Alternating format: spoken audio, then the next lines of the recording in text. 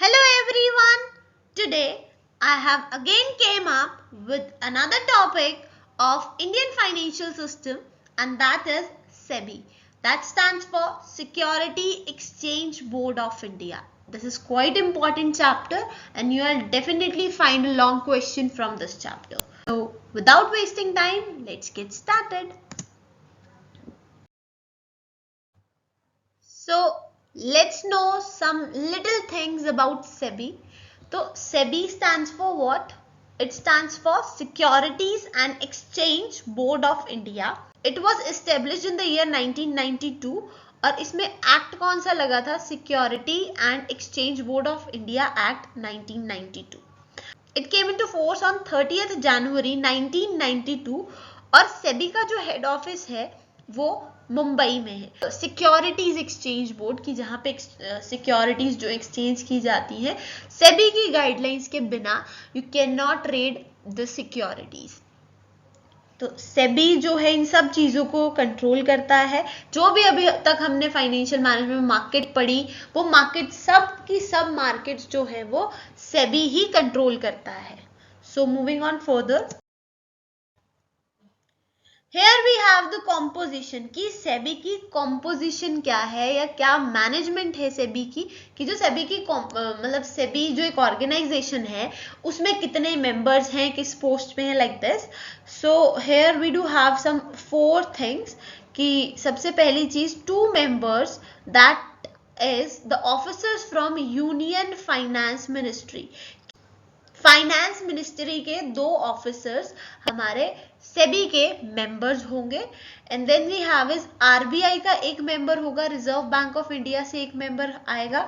Then we have is जो बचे हुए 5 मेंबर्स हैं that are nominated by union government of India, कि जो उस टाइम पे गवर्नमेंट चल रही होगी वो गवर्नमेंट जो है आगे नॉमिनेट करती है बचे हुए 5 मेंबर्स को.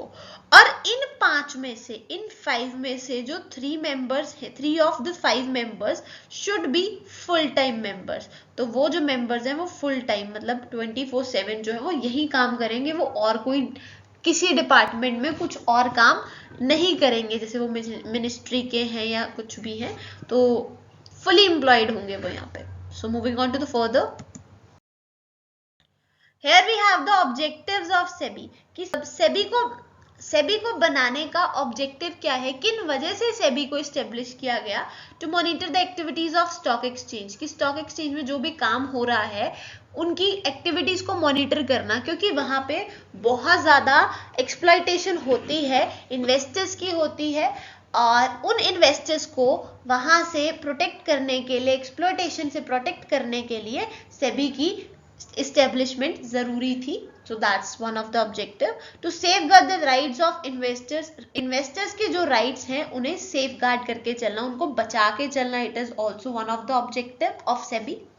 Then the further is to curb the fraudulent practices by maintaining a balance. Fraudulent practices यानी कोई भी fraud होने के cases को curb करना, आइडेंटिफाई करना या उन्हें प्रिवेंट करना. अगर हो गया तो ऑब्वियसली आइडेंटिफाई होगा, और ऐसा ना हो उसके लिए प्रिवेंशन भी रखना. ये भी एक मेजर ऑब्जेक्टिव है सेबी को इस्टेब्लिश करने का.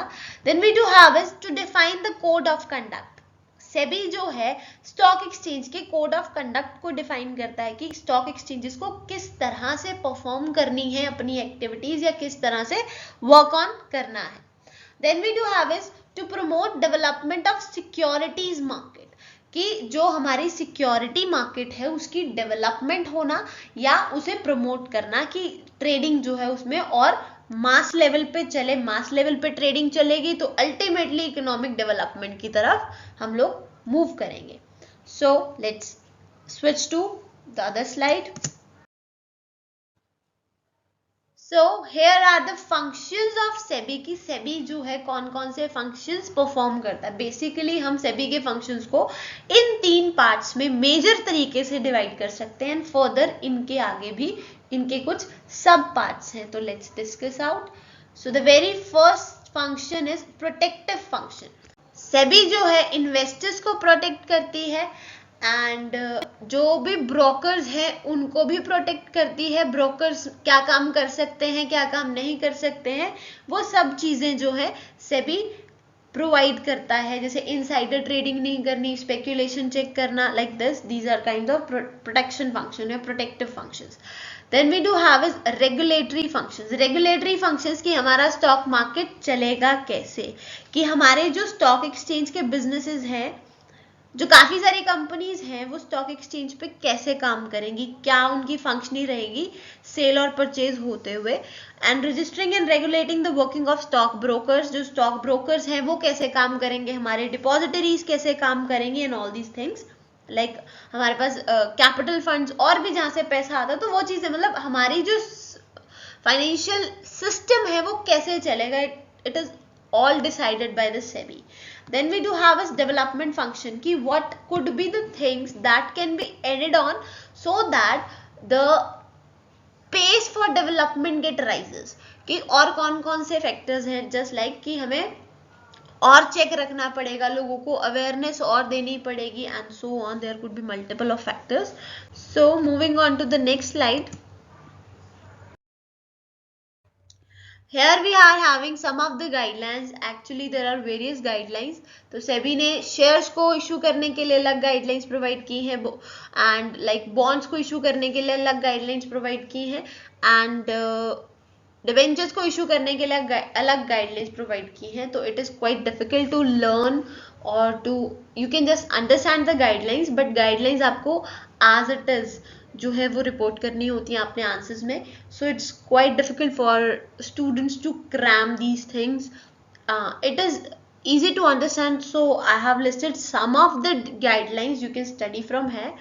So सबसे पहले ड्राफ्ट प्रोस्पेक्टस। सबसे पहले हम एक जब भी हमें अपना शेयर्स को इशू करना है अकॉर्डिंग टू सेबी, तो हमें अपने प्रोस्पेक्टस को सेबी के पास फाइल कराना पड़ेगा, और जो हमारी जो एप्लीकेशन होगी, एप्लीकेशन फॉर्म के साथ मिनिमम एप्लीकेशन मनी की जितनी जो मिनिमम पैसा रिक्वायर्ड है वो देना।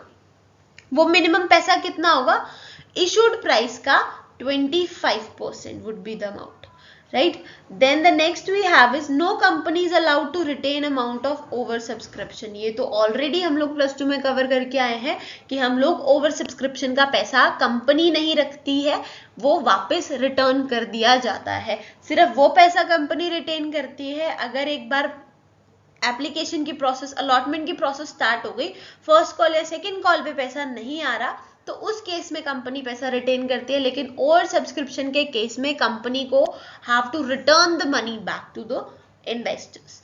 Then the next thing is excess subscription to be refunded within 15 days of closure day of public issue, कि जैसे ही पब्लिक इशू बंद हुआ उसके जस्ट 15 दिन के अंदर अंदर जो भी एक्सेस सब्सक्रिप्शन हमें इकट्ठा हुआ है, ओवर सब्सक्राइब्ड मनी आई है, उस सबको रिफंड कर देना। Then we have is share cannot be issued for a denomination of fraction of rupee, कि शेयर्स जो हैं like 10 rupee 20 rupee this way issue हो सकते हैं, but it could not be like fractional में, कि पॉइंट्स में हम पैसे को या शेयर्स को इशू नहीं कर सकते, लाइक 7:7/4 रुपीज। तो इस तरह से, इस तरह के डिनोमिनेशन में शेयर्स को इशू नहीं किया जा सकता। फुल राउंड मनी जो हम नॉर्मल ट्रांजेक्शन्स करते हैं वैसे ही शेयर्स की भी वैल्यू निकलती है। Then we have is advertisement must provide truthful facts, कि अगर शेयर्स को खरीदवाने के लिए कंपनी एडवर्टीजमेंट कर रही है तो एडवर्टीजमेंट में बिल्कुल ओरिजिनल मैटर ही प्रोवाइड होना चाहिए। ऐसा नहीं कि उसमें कुछ भी गड़बड़, झूठ मूठ कुछ भी डाल दिया जाए, बट ट्रूथफुल फैक्ट्स होने चाहिए जो रिलायबल फैक्ट्स हो। So here we have the role of SEBI, की हमारी जो सेबी है ऑर्गेनाइजेशन है, इसका रोल क्या है। So the very first thing is investor की प्रोटेक्शन, इन्वेस्टर को प्रोटेक्शन प्रोवाइड करना, और ताकि उसके जो इंटरेस्ट है वो बना रहे, और इंटरेस्ट बना रहेगा तो अल्टीमेटली हमारी जो इकोनॉमी है उस पर एक पॉजिटिव इम्पैक्ट आएगा। Then we have is awareness, अगर इन्वेस्टर अवेयर्ड है, उसको अपने राइट्स और ड्यूटीज का पता है, तो बहुत कम चांसेस होते हैं फ्रॉड होने के, और वहां अगर फ्रॉड्स नहीं होंगे तो ऑब्वियसली जो गुडविल है स्टॉक मार्केट की वो बनी रहेगी, गुडविल बनी रहेगी तो लोगों का ज्यादा ट्रस्ट मेंटेन होगा। तो अवेयरनेस के लिए there are like multiples of things. Advertisement हम लोग टीवी में बहुत देखते हैं, एंड हमारे पास वेबसाइट्स भी सेबी ने लॉन्च की हुई है। There are 2 to 3 websites like www.investorhelpline.in. this is an online site for online investors, and like अगर किसी ने कोई कंप्लेन फाइल की है तो उस केस में भी आप अपनी कंप्लेन के बारे में चेकआउट कर सकते हो एक दूसरी साइट से, दैट इज www.watchoutinvestors.com. तो there are multiples of things.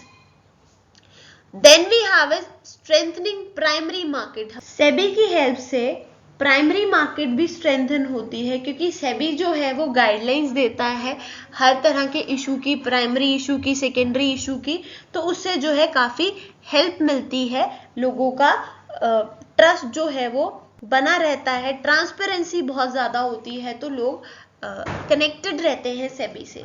Then we have is modernisation of trading system, की सेबी की वजह से ट्रेडिंग सिस्टम मॉडर्नाइज हुआ है. पहले सब फिजिकल फॉर्म में चलता था, लेकिन आजकल सब डीमेटीरियलाइज्ड फॉर्म में चलता है, डीमेट अकाउंट में चीजें ट्रांसफर होती है. Then we do have is check speculation. तो सेबी की हेल्प से we can check out this speculation. ये प्रोसेस भी हम कैरी आउट कर सकते हैं सेकेंडरी मार्केट में. सेबी जो है कभी कभार क्या करता है, स्पेक्यूलेशन के लिए सेबी क्या करता है कि कभी कभी उन्हें एक्सपेक्टेड होता है बहुत ह्यूज लॉसेस होंगे, तो वो रिस्ट्रिक्ट कर देता है आगे के शेयर्स की जो ट्रांजैक्शन है उनको रिस्ट्रिक्ट कर देता है, बैन कर देता है for a short period of time. तो this is also technique to like win the trust of the people. And then we have is prohibit insider trading. Insider trading we have discussed multiple times, and prohibit यानी insider trading को बंद किया जाता है.